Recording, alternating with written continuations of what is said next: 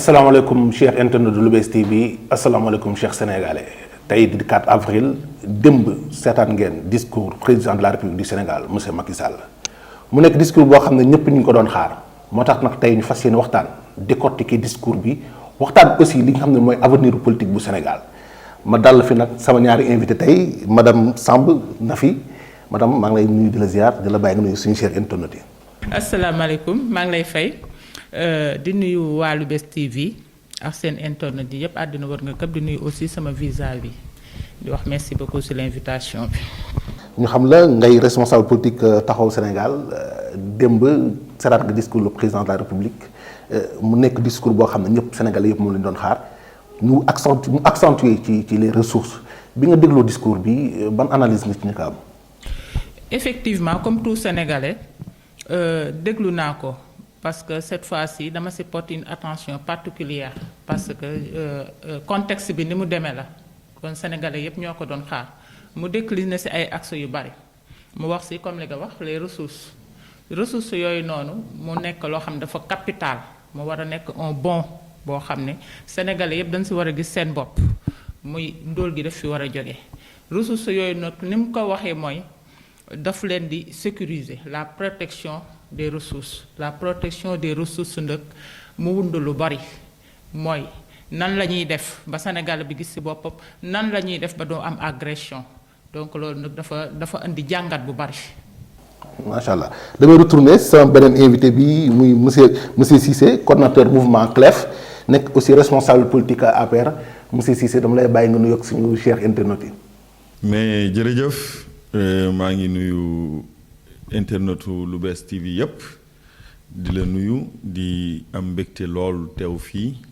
di véritablement lu ñu yàgg mbébét maak suma waa ji le président directeur général Abdou Aziz Fall donc di nuyu suma kal bi toog fii madame Samb di ko ziar ci koor gi di ziar sénégalais yëpp d'ici et d'ailleurs ci mois de Ramadan bi ñu nekk mois de pénitence bi nga xam ne ci lañ nekk jërëjëf. ñu gis tout à fait macha allah ñu gis ne démb discours président ñëpp dañ ko doon xaar démb le 3 avril parce que tey la 4 avril démb première analyse yi nga am ci discours bi mu waxee ba pare. mais d'abord il faut relever le caractère solennel de cette adresse à la nation du président de la République son excellence Macky Sall. nga xam ne bés la boo xam ne dañ ko inscrire ci calendrier républicain bi mu nekk date bu am solo ci souveraineté nga xam ne mooy date bi marqué la souveraineté du Sénégal au plan international mu nekk lu am solo loo xam ne sunuy maam dañu xeex pendant des décennies j'allais dire même pendant des siècles pour ñu mën a accéder à cette souveraineté internationale notamment l'indépendance donc mu nekk lu am solo te it président ñu fàttali ne c'est la première fois mu def discours boo xam ne bu gàtt la ndax ci 15 minutes la ko def bu njëkk ba dañ doon seetlu day def ay discours plus de vingtaine de minutes mais tey dafa def discours boo xam ne da ko tënk ci 15 minutes fukki minutes ak juróom mais mu nekk un discours très dense sur comme ni ko sama vis-à-vis waxee mu décliné ci beaucoup d'axes mais li ci ëpp solo mooy d'abord li maanaam hommage bi nga xam ne rendre na ko les anciens combattants ñi nga xam ne tey ñoo versé seen sang seen deret pour que ñu mën a accéder foofu accéder ci comment dirais souveraineté internationale boobu hommage mérité bi mu leen rendre mais aussi surtout li nga xam ne parce que indépendance aussi bu ñu fàtte tey discours démb bi aussi c'était un moment d'évaluation des politiques de l'ensemble des politiques publiques mais aussi c'était un moment de symbiose de communion entre l'armée comment on dit encore le principe d'armée-nation n'est-ce pas te démb je pense que le discours du président a été marqué par par cette communion mais aussi mieux c'était aussi marqué par la mobilisation de la jeunesse et l'appel du président à la jeunesse de continuer à espérer qu'effectivement Inch'Allah Rabbi avec les politiques publiques de jeunesse mises en place qu'ils peuvent véritablement continuer à espérer une vie meilleure donc loolu tamit c'était extrêmement important et le président a beaucoup insisté à la mobilisation de la jeunesse qui est principalement l'énergie effectivement de notre pays jërëjëf. macha allah ñu gis démb ci discours bi li ci ëppoon solo bari na mais wax na ci ressource bi surtout protection ressource bi gis nañu bi pétrole ak gaz feeñee Sénégal ba léegi coow li bari na ci contrat yi ci pourcentage yi te xam nañu pétrole ak gaz dëkk bu mu am aussi c'est très rare nga gis mu am stabilité mu nekk loo xam ne président tënk na ko sa jàngat ci loolu. jërëjëf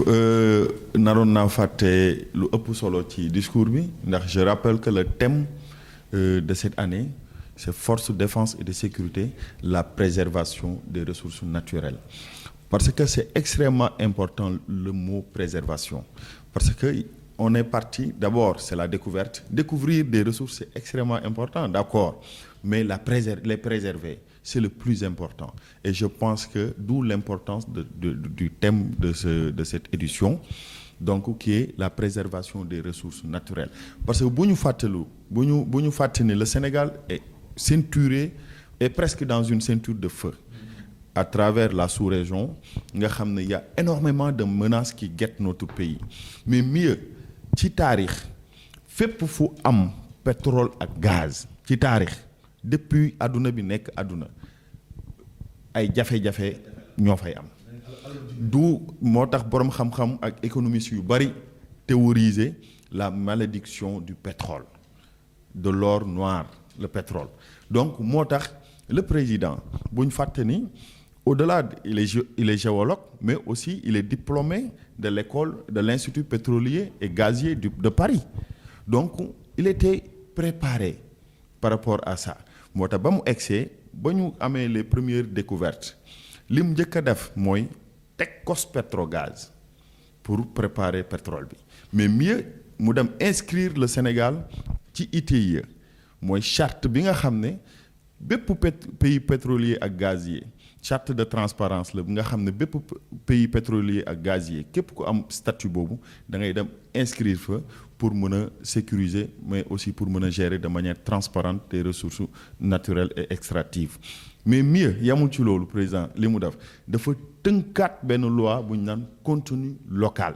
Contenu local nga xam ne dafa nekk benn loi boo xam ne day permettre fépp maanaam fii ressources yi feeñ Sénégal non seulement am plein pouvoir pour gérer ses ressources mais sur le plan aussi de la distribution des ressources nga xam ne Sénégal day mettre en comment dirais-je en exergue ou en priorité ci distribution yi ci dëkk yi nga xam ne gox yi nga xam ne fa le pétrole ak gaz bi feeñ mais mieux aussi lépp dañ koy redistribuer dans l'économie nationale. Donc foofu je profite pour lancer un appel à tous les Sénégalais à l'occasion aussi de cette édition de la fête de l'indépendance. Comme ni nga ko waxee, nous sommes tous conscients des dangers qui guettent le Sénégal aujourd'hui à travers ces découvertes du pétrole et du gaz, des ressources. Moo tax aujourd'hui les Sénégalais doivent li ñu naan s'unir davantage, avoir une unité sacrée pour pouvoir comment dirais-je bénéficier mais pour pouvoir aussi préserver ensemble les ressources naturelles découvertes ici dans notre pays. Et par l'occasion aussi je félicite et j'encourage le président Macky Sall di ko témoigner notre soutien et notre engagement indéfectible. Jërëjëf. dama tourner ci madame Samb gis nañ ko wax na ci ressource bi pétrole gaz mais madame Samb gis nañu opposition bi depuis le début ñu ngi ne contrat bi pétrole bi depuis bi ñu ko découvrir ici au Sénégal contrat yi jaarul yoon distribution aussi ragal nañu mu bañ a jaar yoon te aussi gis nañu ne que pétrole dëkk bu mu feeñ rek day bëri coow yéen en tant que si opposition bi noo leen ko jàngatee. waaw ni ñu ko jàngatee mooy c'est tellement simple que parce que dañuy dellu les années 80 parce que ñun depuis ñuy def CM2 on nous disait que il y a du pétrole dans le sud vers la Casamance les années 80-82. Ensuite il y a de l'or de Sabadola donc or boobu depuis des années ñu ngi koy exploiter donc cette protection d'abord foofu lay ñëwee ba pare cette protection dafa yeex parce que def na 12 ans de règne. Donc cette thème bii nii waroon na ko jiital parce que bu ko jiitu woon des années auparavant ñun suñu xel di mën na si dal bien vrai que l'or le pétrole c'est de l'or noir fi mu feeñ yépp mu ngi am problème mais or bi da ko jiitu te Sénégal fi mu nekk ba léegi ñu ngi sa ndool surtout fa nga xam ne fa la feeñ. aussi y a d'autres waaw oui le zircon et le phosphate le Sénégal fait partie des plus grandes réserves du monde loolu ba léegi Sénégal mënu gisee gis boppam donc le charbon yooyu yëpp dafa am Sénégal le poisson Sénégal fait partie des zones les plus poissonneuses mais dem nañ ba nga léegi yabay sax dootoo ko lekk c'est tellement cher que boo demee léegi génn marché boo yor ne doo ko am donc loolu yëpp fait partie des ressources naturelles yi nga xam ne Sénégal moom la am ak sunu àll bi bant yëpp mu ngi si. léegi loolu noonu ñu xaar ba dernière année am rek mu ne protection des ressources naturelles donc xel mën naa tey moo tax ma ne la foofu noonu mën nañ see am ñaari njàngat yi mooy li wër Sénégal yépp mu ngi am des tensions des foyers de tension dañuy saluer ce renforcement mais renforcement boobu aussi dafa am la carotte bi mooy bi mu tendre xale yi beneen bi mooy bâton bi damay aaraale le Sénégal mais damay miroiter les gosses xamal leen ne lii ma bëgg buñ ko deful yetwaa gi nii day dal seen kaw mooy l'armée est là la gendarmerie est là les forces de l'ordre sont là képp koo xam ne ku génn wala nga manifester si loolu la naqari ma jël la def la si kaso bi ma mata la loolu moo fi am actuellement ñaar yooyu moo fi am on félicite nag sunu force de l'ordre yi ay jàmbaar lañ parce que ñoo ngi liggéey mais le hic mooy li leen rax les nervis yi leen rax loolu la ñuy wax nii jaale ki nga xam ne gaañu na Médina yàlla na ko yàlla yërëm mu nekkoon sunu naataangoo dans le parti socialiste di wax ne si alxuraan rek lañ ko xamee woon mais ay du yem su bopp kon kooku du nervi j'espère. mais dama ne du ma si avancer parce que sama naataangoo la woon ndax jullit ak mbokkam mais dans les circonstances yi mu demee kenn rafetlu ko waaw circonstances yi mu demee kenn rafetlu ko man dans ce cadre laay waxee parce que man du ma wax si nit lu ñaaw rawatina ma xam ko mais dama ne si cadre bii nu nekk nii cette protection dama ne sous deux angles la am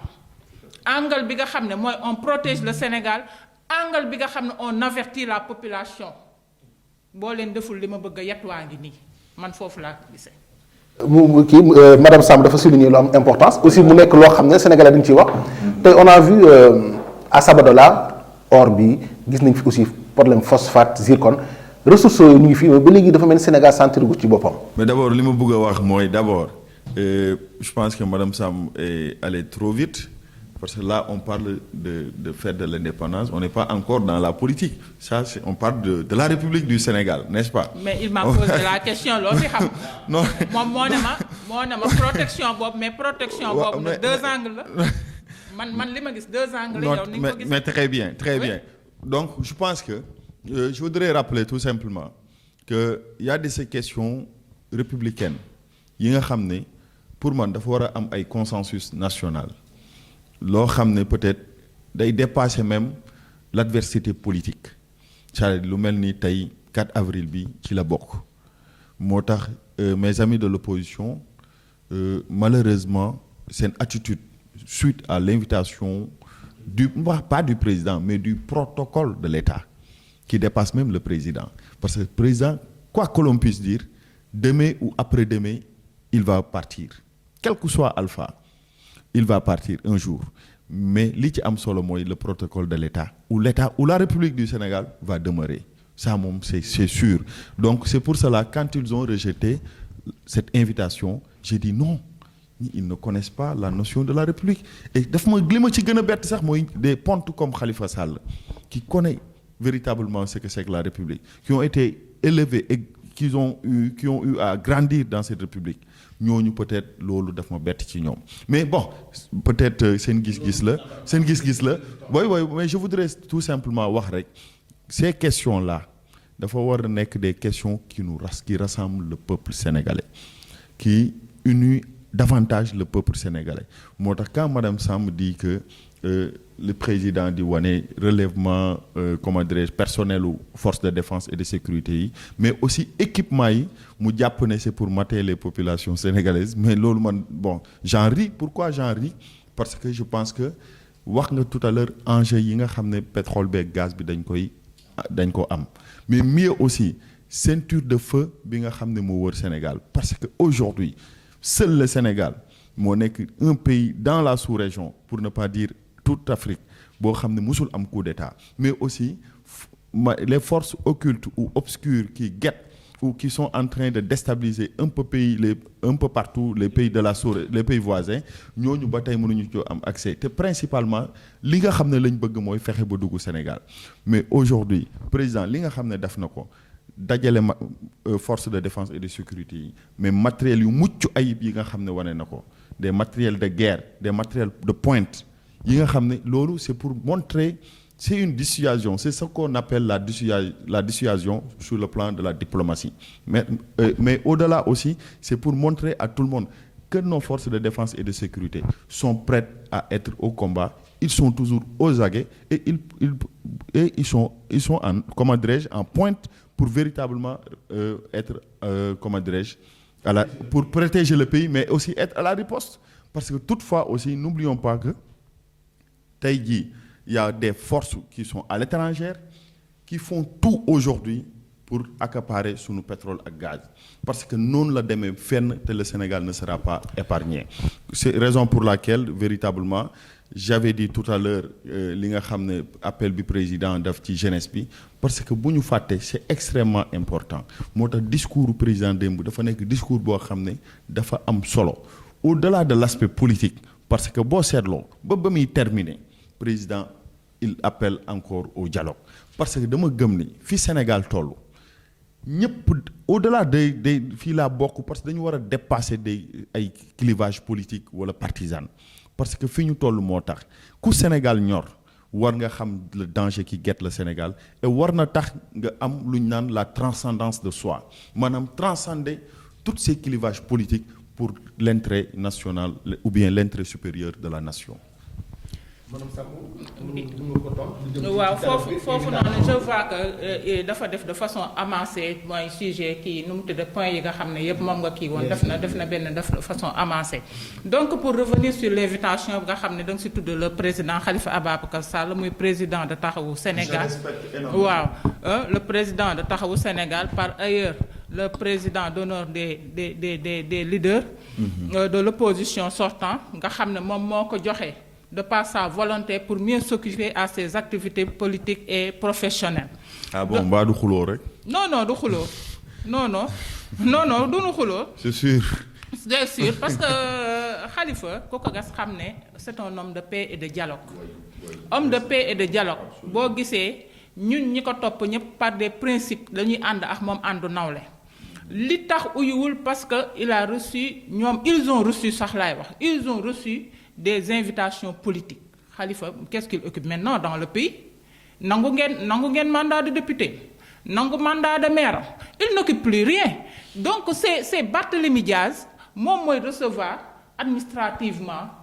nu mu tuddati l'invitation et il a répondu et il a donné le flambeau démb si guddi à l'hôtel de ville donc kooku dañ koy saluer parce que mënoon na ne je suis de l'opposition bu fekkonte ne c'est un leader de l'opposition parmi les leaders parce que moom dafa am leader muy Khalifa Ababacar Sall moom moo ñu fa représenté donc moom dafa ànd ak ay nawleem te loolu noonu fan la doon yombe nous avons plus de 500 détenus dans les prisons ay xale yoo xam ne ñii def nan ñii defuñu yàlla rek a xam def nan defuñu yàlla rek a xam mais des détenus politiques retenus arbitrairement dans les geôles boo demee actuellement ces prisons yi gars yi ñu ngi leen def en sardine oui en sardine on sait ce qui se passe dans les prisons chambre yu bari xale yi dañuy jonkan ba bër set mais xale yooyu noonu bu fekkente dafa def l'appel de la jeunesse seen place n'est pas dans les prisons na génn xale yooyu ba pare dialogue boobu muy woote gën a mën a neex parce que doo ma tëj ba pare na ma kaa ñu waxtaan waxtaan wi du neex danga may génne boo ma génnee nag ñu xam ne kii il est dans les dispositions dajale askan bi te fi mu ko defee sax toujours maa ngi la koy rappeler mooy ci dernier mandat wam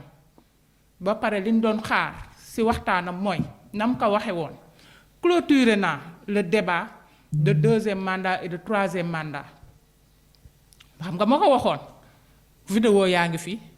reportage yaa ngi fi am nan ko moom moo waxoon ne débat boobu tëj naa ko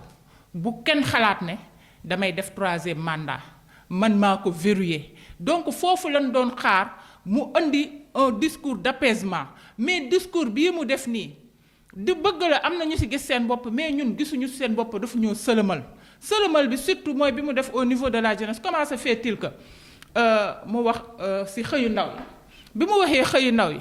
ici dans la commune combien de centaines de jeunes on a déposé leur dossier ci xëyu ndaw yi des jeunes qui ont ñu nga xam ne enquête nañ leen ba pare ñuy xaar pour ñu oo leen ñu xëy ku ci nekk sa yaakaar nekkoon ça fait plus d'1 an xale yooyu ba léegi kenn oowu leen ci xëyu ndaw yi et malheureusement et bizarrement aussi nuitamment un ministre de la jeunesse dugg ci dëkk bi di recruter parallèlement ci xëyu ndaw li mais j'espère que loolu noonu mu dugg ci dëkk yi di jël ay carte d'identité pour dugal leen yëg nga ko baa yëg nga ko dugg na Parcelles le ministre de la jeunesse. Vous venez de me l'informer. dugg na Parcelles c'est ay kii si c'est une information le ministre de la jeunesse dugg na Parcelles notamment veille 4 avril bi 2 jours auparavant dugg na Parcelles recruter fa jël fa ay jeunes dugg na Cambérène recruter fa ay jeunes ça c'est nuire non c'est nuire aux institutions parce que dafa am fu mu war a jaar parce que boo ñëwee taxaw ci mbedd wala taxaw ci angle dafa recevoir ay xale c'est un délit ba en tant que institution parce que institution daf fi am xëyu ndaw yi war a jaar foofu ñooñu am des dossiers yoo xam ne jaar na fa yow nga bëgg a jaaraat parallèlement wala boog dafay contrecarrer Amadou Ba wala dafay defaraat beneen kii nu mu tuddati beneen mouvance kii nan lañ koy tudde sax ànd dooleel le ministre des sports de la jeunesse di kii nu Pape Malick Ndour wala leneen ak leneen wala moom dafay ut doolee boppam donc loolu ce sont des choses à analyser je pense que bien que loolu noonu dugalu ko ci état yi nga xam ne moom la jox le président de la République le président nag war na am il est le mieux renseigné mais renseignement bu baax bi war na ko jot ndax loolu ñu ko jox c'est fiable oui ou pas beneen bi ci topp mooy les écoles de formation yi mu wax mais na commencé ci tout tànk yi du préscolaire ak l'élémentaire ñun Cambérène fii jusqu'à présent amaguñu préscolaire case des tout-petits amuñu ko képp ku fi sa doom def jardin da nga ko fay donc amaguñu opportunité boobu ñu ngi koy tàllal loxo nag ndax Cambérène soxla na ko beneen bi ci topp mooy l'élémentaire il y a plus de 4000 et quelques abris provisoires dans le Sénégal te xam nga ne changement climatique yi dafa ñëw daaw inondation yi gis nañ ko te boo demee ci àll bi buy taw rek buy sébbi ni ñu koy waxee rek ñu retirer seen doom yi ñu yóbbu leen boo demee même ci biir année scolaire bi gis nañ fi ay écoles yoo xam ne abri provisoire yoo xam ne dafa seey parce que dafa ëgg mu tas ñoom bu nu wàccee nii la boo xam ne serpent yi fa la ñuy loger ak animaux sauvages yi donc c'est tellement dangereux que balaa muy wax le secondaire na wax ci l'élémentaire ba pare ñun foofu lañ ko doon xaare parce que foofu lay commencer te à partir de l'élémentaire day am ay abandon donc enseignement livresque yi muy wax naka commencer ci l'élémentaire avec le curriculum bi nga xam ne daf ko indi teg ko te même les enseignants yi nga xam ne sax la majeure partie maîtriser wuñu nu mu tuddati curriculum bi ñii la majeure partie maîtriser wuñu système d'évaluation bi donc foofu la war a commencer former les enseignants ñu maîtriser curriculum bi mettre les enfants dans de très bonnes conditions foofu lañ koy xaare bu baax parce que boo xoolee sunu écoles yëpp sont en délabrement mu jël écoles yi encore mu jël ko avec l'acte 3 mu jox ko les communes yooyu noonu surtout l'élémentaire communes yooyu noonu ñi am doole ñi amuñu doole commune bu ci amul doole sa jàngale du dem et pire encore bu mu ko jëlee mettre que ci communes yi mu nekk ci seen compétence ba pare les maires amuñu benn pouvoir ci directeurs yi waaw les maires amuñu benn pouvoir ci directeurs yi les directeurs da ko rendre compte à l'inspection mu rendre compte au ministre kooku ban pouvoir la am yow kaay wëgg ko xont ka rek nga am ci ñoom amu fa leneen lu mu leen di laaj waaw. monsieur Cissé looy tontu ci li mu wax. waaw non mais xam nga bon li am solo mooy elle a parlé des xëyu ndaw ñi comme li ma doon wax rek dafa am ay questions yoo xam ne je pense que warul doon ay questions yi xam ne dañ koy politiser donc dafa war a doon ay questions yoo xam ne dafa war a am consensus national comme li ma la wax tout à l'heure consensus national te doon lay xëyu ndaw ñi xam nga tey je rappelle que Sénégal dafa nekk dëkk boo xam ne bokk na ci dëkk yu maanaam yi nga xam ne 70% de la population presque sont des jeunes am nañ moins de 40 ans kon donc nous avons une population jeune et je pense que le président am na conscience ci loolu ba tax na programme xëy ndaw ñi c'était un programme d'urgence qui devait en termes recruter 65 000 jeunes. Aujourd'hui, démb président annoncé na ko nous sommes à plus de 64 000 déjà recrutés formalisés qui sont en train depuis lors de percevoir leur salaire de travailler aussi kii Aziz mi xam na ci dara ndax fi may liggéeyee man nekk fa conseil technique moom xam na ne ñun rek am nañ 7000 xëyu ndaw ñi yoo xam ne ñu ngi au niveau national di liggéey bu mucc ayib donc c'est pour dire que ça c'est pas chimérique c'est un programme réel boo xam ne aujourd'hui dafa impacter positivement ay jeunes Aziz mii mën na ma seede ànd nañ tournée nationale wër Sénégal yépp à travers ces xëyu ndaw ñi ak liggéey bu mucc ayib bi ñuy def mais aussi tey jii ñooñu liggéey boobu nan la leen permettre ba ñu am ascension sociale ba ñu mën a permettre tey ñoom seen bopp ñu mën a jëriñ seen bopp jëriñ seeni famille à travers ce travail dont je dis un travail véritablement décent parce que ça les a permis ñu mën ci takk seen soxna di ci dimbali seeni waajur kon donc impact boobu la xëyu ndaw ñi am ci réew mi ak ci biir réew mi n'est-ce pas li ma beneen affaire bi ma bëgg a wax mooy le président accorde une importance particulière ci éducation parce que chiffre yaa ngi nii par exemple président ba muy egg si Sénégal mu ngi fi fekk presque 54 748 salles de classe construites aujourd'hui le président mu ngi dem ci 90 000 yóbbu na ko ba 90 645 salles de classe construites aujourd'hui ci 10 ans yi nga xam ne président nekk na fi au-delà des daara modernes les 64 maa ngi ñëw au-delà des daara modernes mais aussi les ISEP yi nga xam ne def na ko mais aussi les espaces numériques ouverts 14 espaces numériques verts donc ak yeneen 12 yi nga xam ne mu ngi en construction dans les différents départements c'est pour dire tout simplement que le président Macky Sall xam na ni employabilité cette question de l'emploi est une question centrale c'est une préoccupation ci moom parce que da koy wax da ko surprioriser te gëm na ni fi nga xam ne parce que Sénégal day changer statut pour revenir ci thème bi mooy les ressources naturelles Sénégal à partir de cette année parce que en fin dernier trimestre année bi ci la ñuy commencer am les premières recettes des ressources donc le Sénégal va aller vers un statut connaître une mutation va aller vers un statut d'un pays pétrolier et gazier et minier donc cela veut dire que tout simplement nous devons être prêts la population sénégalaise doit être prête à quand même aller saisir ces opportunités te loolu fan lañ ko mën a jaarale mooy la formation professionnelle te le président am ci conscience moo tax mu indi 3FPT am ci conscience moo tax mu tabax un peu partout dans les différents départements comment dirais-je les centres de formation professionnelle pour que ndaw ñi bu ñuy génn parce que bu ñu fàtte que le système académique classique li muy produire ci ay diplômés en général duñ ay diplômés yoo xam ne c'est des gens qui sont prêts à l'employabilité ça c'est une réalité maintenant on ne peut pas venir d'un jour au lendemain changer tout le système académique mais il y a des pas énormes qui ont été des pas de géants qui ont été faits moo tax université yu bees yépp yi président tabax boo seetloo muy université Amadou Mahtar Mbow muy université Sine Saloum c'est des muy université Bambey aussi c'est des universités à vocation technique et technologique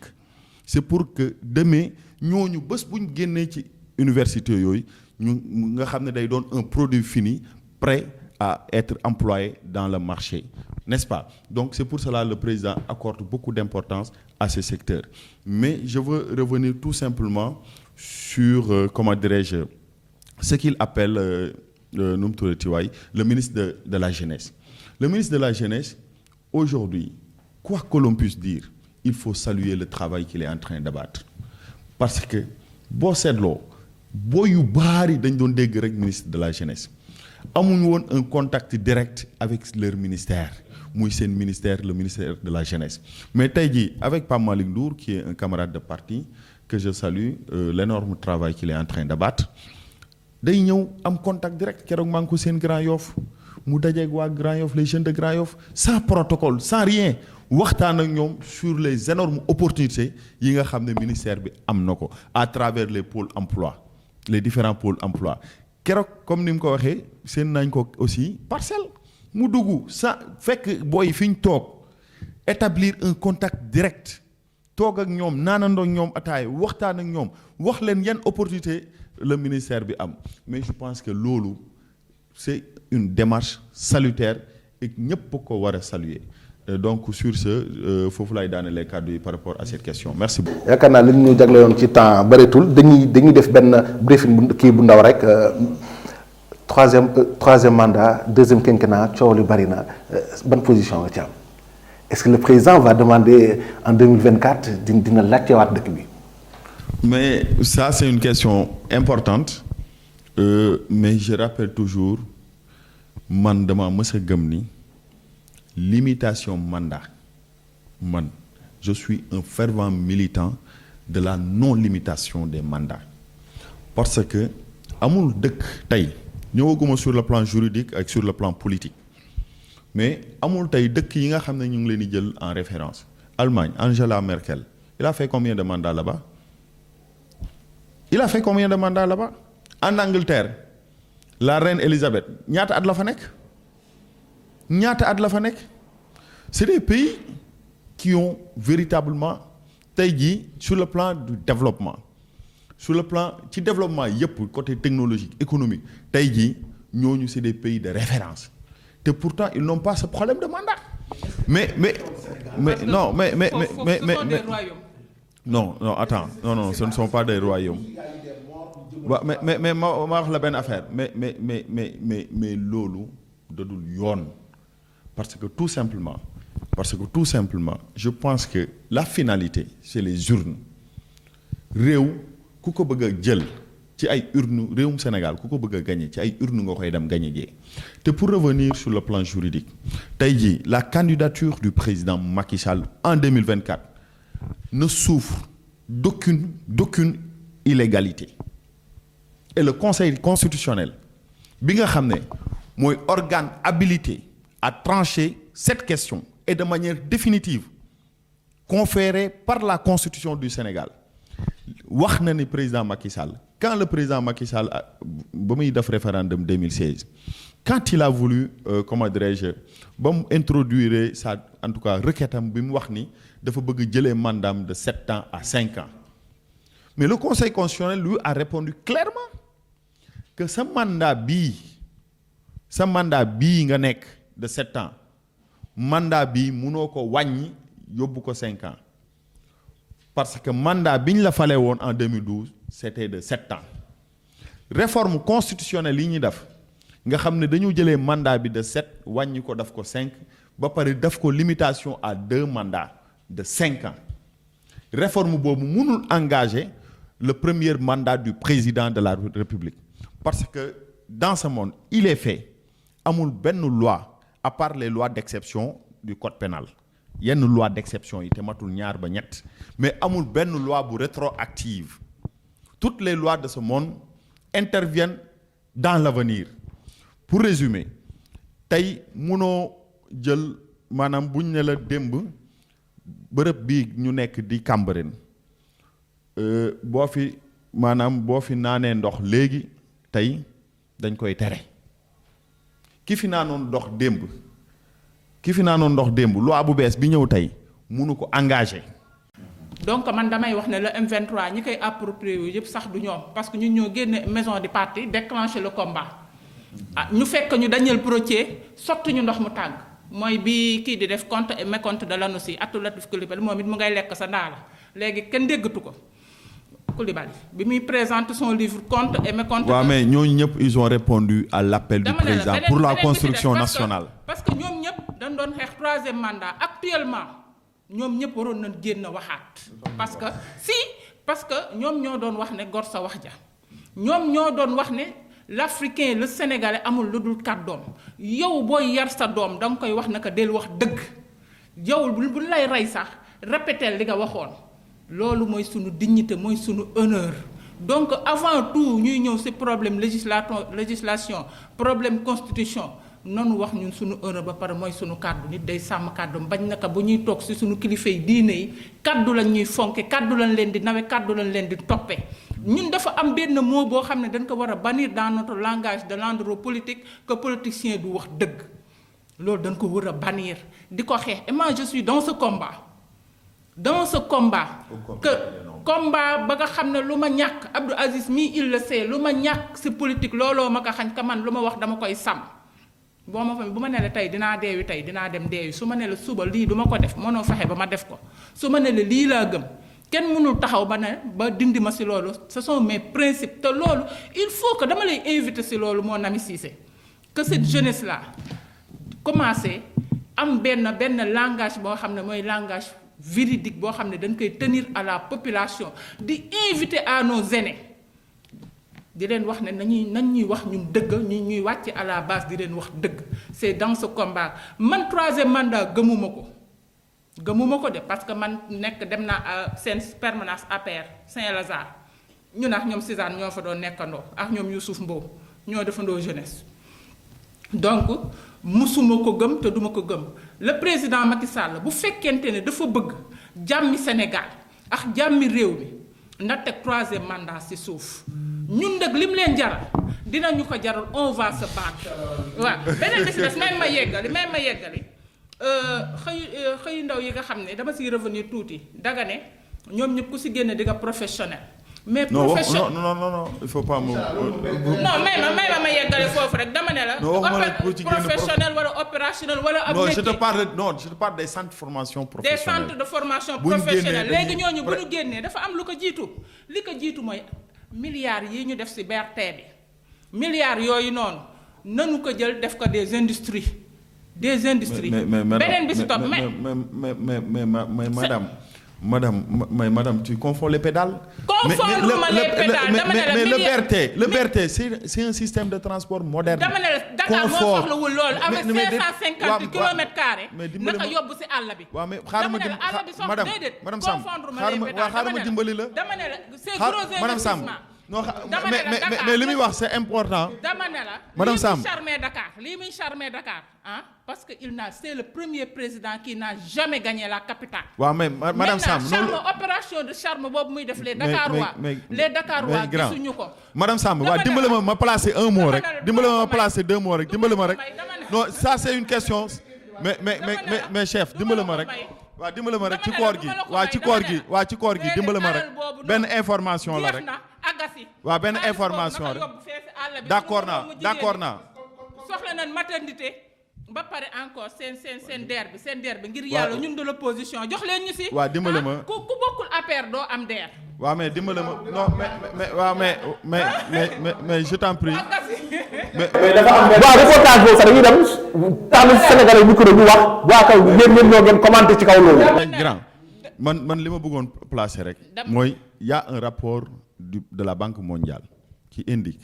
que chaque année le Sénégal perd 100 milliards de francs CFA à cause des embouteillages. C'est pour cela non mais madame Samb dimbali ma yow sama jigéen dimbali ma eggali li ma yor. waaw mais le TER par exemple tous ceux qui critiquaient le TER ñëpp gis ngeen ku waxal yàlla wax sa akula taala xam TER li mu indi Sénégal mais yemuma ci loolu BRT bi nga xam ne BRT bi waaw mais damay daaneel BRT bi mu wax léegi BRT nga xam ne tey incha allahu rabbi au courant du 2e trimestre bu commencé opérationnel nga xam ne commercialisation bi commencé 300 000 Sénégalais. waroon nañ ci am R plus BRT bi lan la ci Cambérène am Aziz waxal lan la ci Cambérène am dara. leen tàggu rek ngeen nuyoo tàggu chers internautes honneur aux dames dama leen bàyyi rek nga tàggu sénégalais. waaw maa ngi leen di gërëm di leen sant di ko féliciter mon frère Cissé di dellu sewaat rek di baalu àq ñëpp di baal àq ñëpp. di ñaan yàlla mu eggale suñu koor lépp duñ ci jaami yàlla nangu ko. que cohésion sociale bi nga xam ne dialogue islamo-chrétien bi nga xam ne sunu ñaari koor yi dajana yàlla na ko yàlla mottali. parce que ñun Cambérène dañ ko gëm de. Cambérène dañu gëm yonente yàlla Insa mooy démb mooy tey Insa mu ngi nii Cambérène tëdd. la résurrection donc Insa mu ngi fii tëdd. donc ñun gëm nañ ko te xam nañ na moo ngi fii tëdd donc ce dialogue là dañ ko yàgg di ko wax ba la population sénégalaise même mondiale fekkuñu ci donc dañuy saluer loolu gën a jëm kanam beneen bi ci topp may rendre hommage à nos anciens combattants parce que ñoom ñoo verser leur sang yàgg nañ ñu ko jàngal école li nu verser leur sang loolu dañ ko war a di ko honorer bañ di ko politiser honorer leen respectueusement que ñoom mérité nañ ko duñu xaar le 4 avril rek pour ñu dem xëcc leen rek solal leen rek mettre leen devant de la scène donc loolu dafa war di kii di ñaan yàlla ne di la lancer un appel au président Macky Sall que DER bi nañ siy fàttaliku jigéen de l'opposition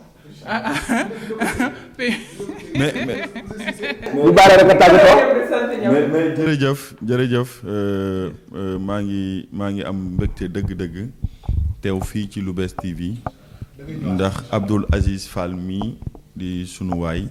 xam na yéene bu ñu am ci moom et par cette occasion je profite pour lancer un message à toutes les autorités de Cambérène les personnes de bonne volonté mais au-delà de Cambérène de Dakar ñu jàppale ku mel ni Abdoul Aziz mii jàppale cette structure de Lou'Bess TV et aussi inviter l'État aussi ñu ngi jàppale mais ñuy gën a jàppale des jeunes entrepreneurs comme Abdoul Aziz parce que véritablement li nga xam ne mu ngi koy def lu am solo la moo tax hésité wuñ pour ñëw véritablement toog ci plateau pour véritablement jël occasion bi waxtaan ak sénégalais yi donc ci li nga xam ne mooy intéressé actualité nationale bi madame Samb je te rassure barki Demba Ndiaye rek nga gis Marème Faye Sall ci internet bi dem siège ba les jeunes de l'APR disent que DER financé wuñ leen FONGIP financé wuñ leen ma wax la ma rassuré la foofu les financements du FONGIP comme de la DER amuñ ci parti pris au contraire sax ñun ñi nga xam ne ñoo féetewoo ak président Macky Sall bokk APR ñun lañ gën a léser sax ci financement yooyu kon donc foofu moom rassure-toi et dégg nga ancien délégué bi fu mu doon toog sax da ko doon ndamoo ay félicité financé naa ñoom caat financé naa diw c'est moom loolu la doon ndamoo mooy Pape Amadou Sarr pour montrer tout simplement le caractère républicain yi nga xam ne financement yooyu am na ko mais je termine tout simplement pour lancer encore une fois un appel à l'ensemble des Sénégalais ci enjeu yi nga xam ne am na Sénégal mais aussi inviter leen parce que fi mu toll nii ci ñaari Sénégal lañ nekk Sénégal boo xam ne c'est incarné par une personne bi nga xam ne li ko intéressé mooy defar développement unité nationale cohésion nationale et ci cohésion nationale boobu moo tax madame Samb mi toog fii ne Cambérène dañu gëm dialogue islamo-chrétien ndax instant nangam fii la tëdd moo tax tey madame Samb ba mu dugg see ma ne ko yow de suma kal nga ñu kalante loolu mooy cohésion nationale nga xam ne qui transcende les ethnies les appartenances ethniques ou confrériques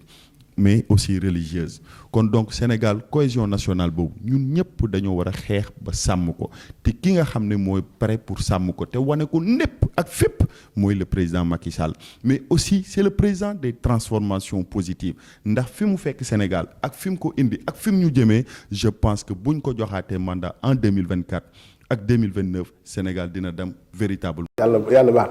vraiment maa ngi remercier sama ñaari invité yi bu baax di remercier aussi tey moom sama DG moo nekkoon ci caméra bi avec Libaas di ci profiter di remercier les hommes de tenue du Sénégal gis nañu seen liggéey am na solo trop damay dem fële ci frontière bi Bakel Arundu Bakary Diallo mi ngi foofu chef Ndiaga Diouf aussi di leen remercier bu baax ndax soo xoolee suñu frontière yi ñoom fi ñu nekk dafa nekk zone yoo xam ne yu difficile la te li ñu wax rek fa la lépp di xewee fa la lépp di jaar comme ñoom ñu cosaan ni vraiment dañ leen di remercier di leen encourager bu baax fii ma dëkk muy Rebeuss police Rebeuss aussi ñun mën naa ne ñun ñoo gën a ëpp sécurité Maison Blanche ñun ku ci mel ni Hann ku ci mel ni Sy Diédhiou ñun dañuy dox ba heure bu ñu neex ñun doo dégg agression bi Rebeuss doo fa dégg coow doo fa dégg dara dinañ remercier bu baax. Ocritis aussi dama fay remercier sama gars yi fa nekk comme l'américain kaana bu xees di leen remercier yéen tamit parce que ngeen def liggéey bu mucc ay gis ngeen ko fi dëkk bi stupéfiant yi bëri na drogue bi dugg na fi ak tout mais ñuy taxaw jàppale xale yi aussi ñu génn ci loolu di leen remercier bu baax l'américain jaajëf di remercier homme de tenue yëpp nag laay ñaa Aziz ñaa yi ñëpp fàttewu ma leen jërë ngeen jëf